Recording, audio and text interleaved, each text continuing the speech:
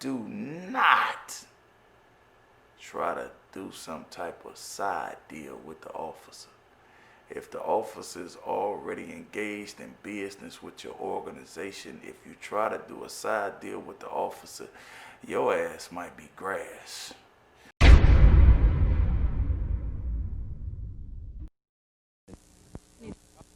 Minister. And in this bar. Welcome to another episode of Hard Lessons with Demel Hannah. I am your host, Demel Hannah.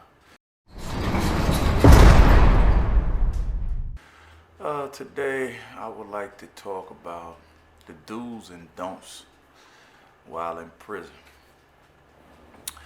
I know when I went to prison before I went down, I spent time in the county. Of course, you go come in contact with some men, women that's watching, some women that has already been to the penitentiary. So I think it is important that you listen to them, and they will convey to you some of the do's and don'ts. I know when I was in the county, the old schoolers used to always tell me like this shit was stupid as hell, man. If somebody went for that, they're just stupid.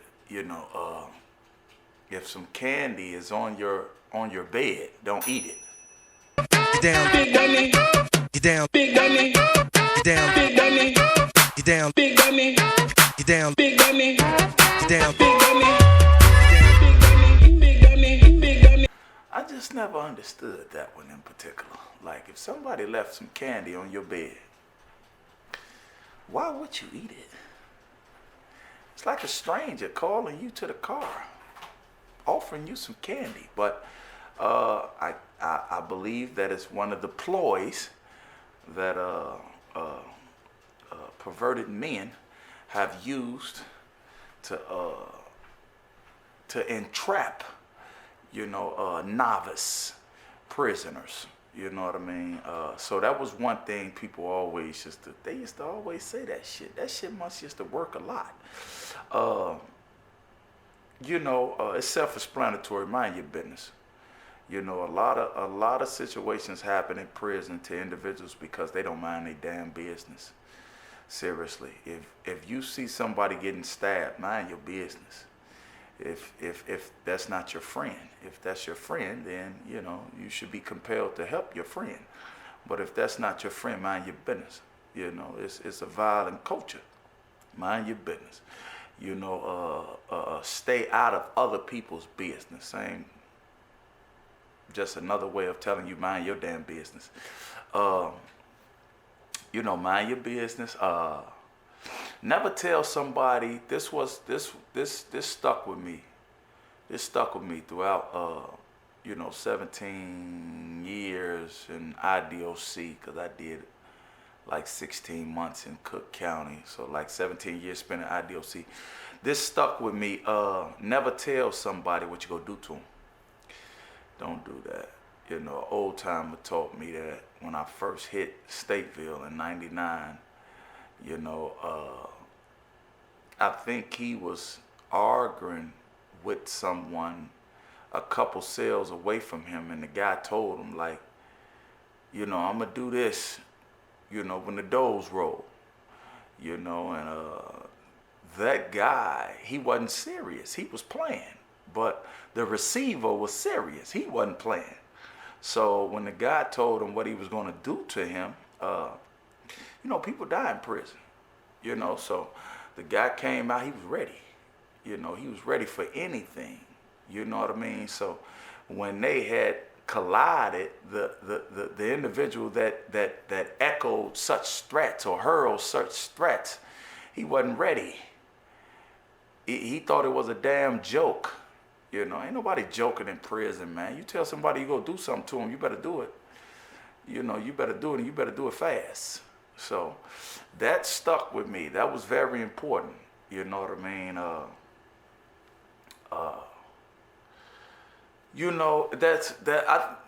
If you are gang affiliated, more times than none, there is an officer in there, whether female or male, they are going to be doing business exclusively probably with your organization. That's just how it goes. You know, you probably got one officer that's doing business with this organization and another officer was doing business with this organization because, you know, these officers come from different areas. They come from different backgrounds. They might grew up around this particular gang and that's what they prefer to be around. They probably grew up around this particular gang. So if this officer is doing business with your organization, do not try to do some type of side deal with the officer. If the officer is already engaged in business with your organization, if you try to do a side deal with the officer, your ass might be grass.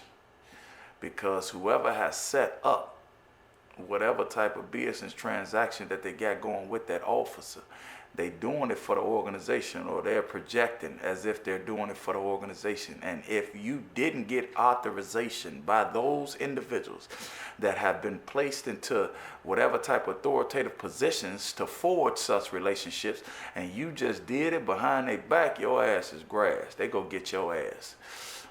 That's a don't do that. If you already did it, you better try to get the hell out that institution, because when they find out you have went behind their back and forced another damn deal that they're not benefiting from, your ass is grass, man. So that's don't do that. That's a don't do that. You know, some more don'ts. You know, I don't know. Different states are different. You know, different states are different. Different states have different policies, whatever, what have you. You know, perversion is perversion. You know, perversion is perversion. It don't matter where you at. You could be in California, they perverted. You could be in Houston, they perverted. You could be in Illinois, they perverted. You could be in Philadelphia. Perversion is perversion. But what I never did was walk around there with my damn pants hanging off my ass so you could see my drawers, or sometimes the crack of my ass. Some of these guys, they walk around in the penitentiary with their pants hanging off their ass. That is an invitation for somebody to come get that ass. I'm just telling you, that's just how prison go. I don't engage or indulge in no such behavior. Never did, never will. However, it is a perverted culture. Prison, it is a perverted culture. Why? Because we're all deprived. We're all deprived. So certain human beings are going to have more discipline than others. So certain human beings maybe can go 15, 20 years without sex, period.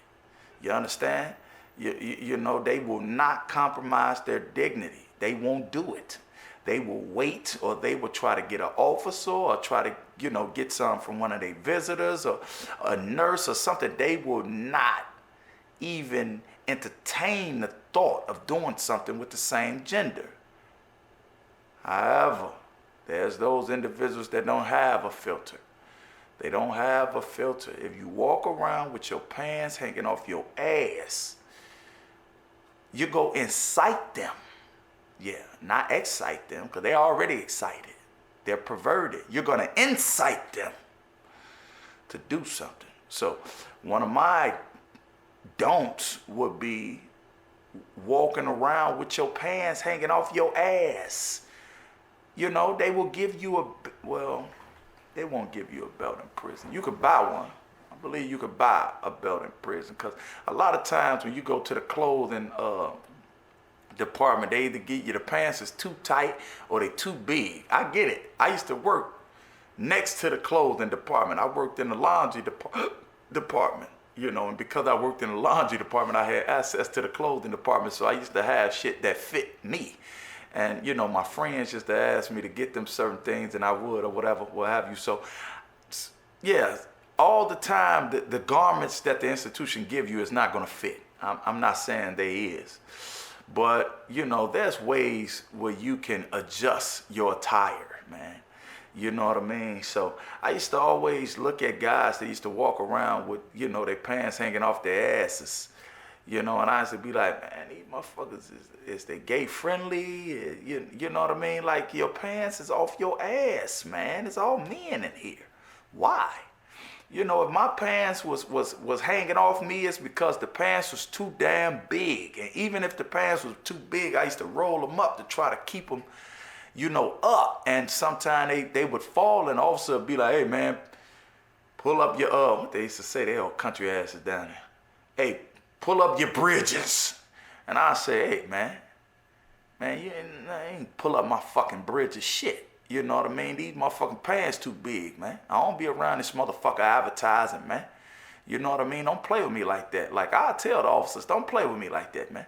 You know, I'm not one of these young motherfuckers that's around this motherfucker with their pants hanging all off their asses and shit. These pants is too big.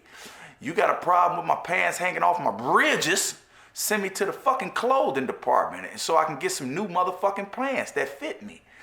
So, you know, that's what the hell I used to say to them. But those are some of the don'ts that you don't want to do in prison, man. You find yourself in a very bad situation.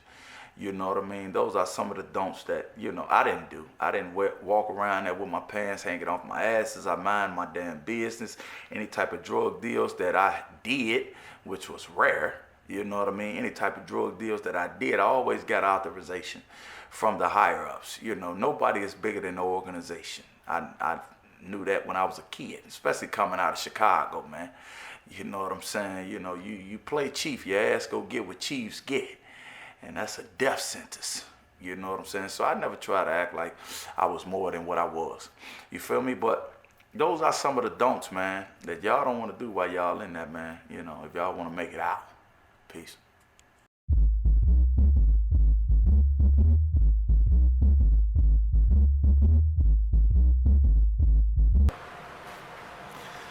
You know, I would tell you, when you come to prison, don't come, please don't come with a tough ass, I gotta prove something mentality. Your ass gonna get killed. Your ass gonna get killed, or your ass gonna always be in some shit. If you think you got to prove something, your ass gonna always be in some shit, I promise you. You think you tough and you won't just fight, your ass gonna always be in some shit, and you might find yourself somewhere in a fucking ER, stabbed the fuck up, playing.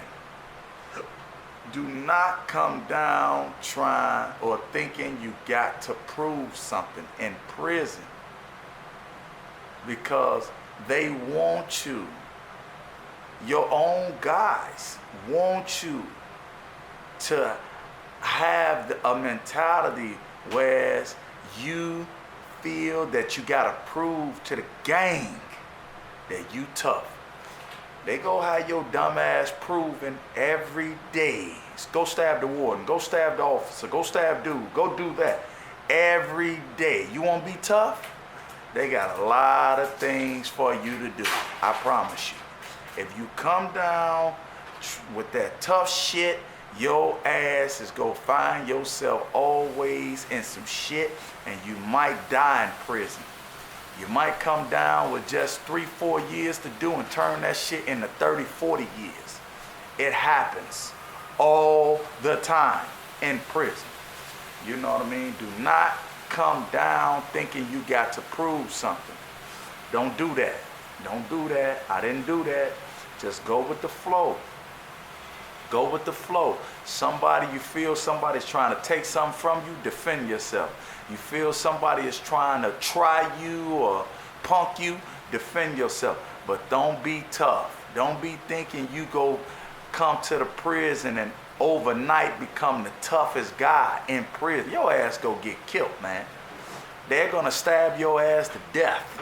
Or they go trick you to stab somebody else to death. You stab somebody, you get stabbed, you lose. You're already a loser, you in prison. You're already a loser, man. Nobody wins go to prison. Some people are innocent, no question. But if you did something to go to prison, you ain't a winner. You're a loser. You lost the game you was playing. The game is always to not get caught. You got caught, you're a loser. You know what I mean? So You know, the objective is to get out. If you go in, so the do's and don'ts, it's imperative that you know what you should do and what you should not do while in prison. Don't come down with that tough shit. Your ass ain't gonna never make it out. You know what I mean?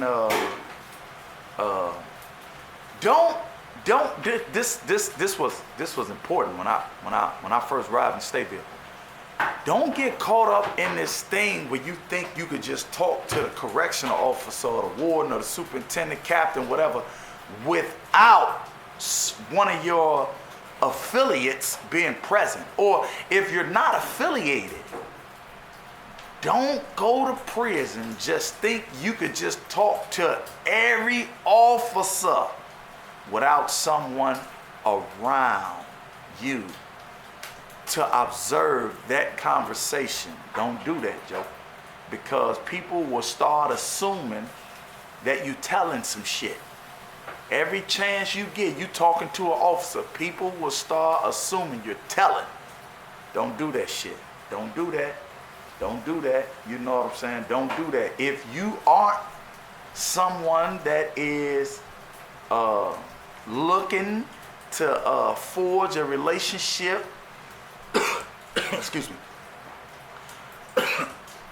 with someone that has been identified as a homosexual, then don't talk to that person every chance you get. Like, if you're not someone that want to engage in homosexual activity, why are you always talking to homosexuals? Like, every time I see you talking to homosexuals. I'm going to assume that you are gay friendly or you want to engage in that type of activity. So don't do that. Don't do that. Why are you talking to a homosexual? Don't fall into that shit talking about this is my cousin. He grew up with me. Man, people been saying that for 40 years, man. Don't do that. Don't do it. You know what I mean? Don't be someone that has developed a reputation of not paying people back what you borrow for them. That's called a poor paymaster. Don't do that. If you know you ain't getting no damn money order in, or if you ain't got the money order in your hand, don't go borrow something that you can't pay back expediently. Don't do that. Don't do that. Don't do that. Because you go put yourself in harm's way. If you borrow something and can't pay it, your gang gotta pay it. They go kick your ass because you making them look bad. They go whoop your ass, man. You making them look bad. Don't do that. You know, don't accept, you know, any debts that you can't pay back expediently or you can't pay back yourself. Don't do that. Don't do that. Don't do that. I think that pretty much covers it, man. I think that pretty much covers it, man. If you going down or you living a life of crime and you're going down, don't do some of the things that I'm saying you shouldn't do. You know, please. Or if your family members are in there, share this with them. I know you can't share the video, but just share some of these, you know, some of this advice, some of this wisdom with them to keep them alive in there. It's serious.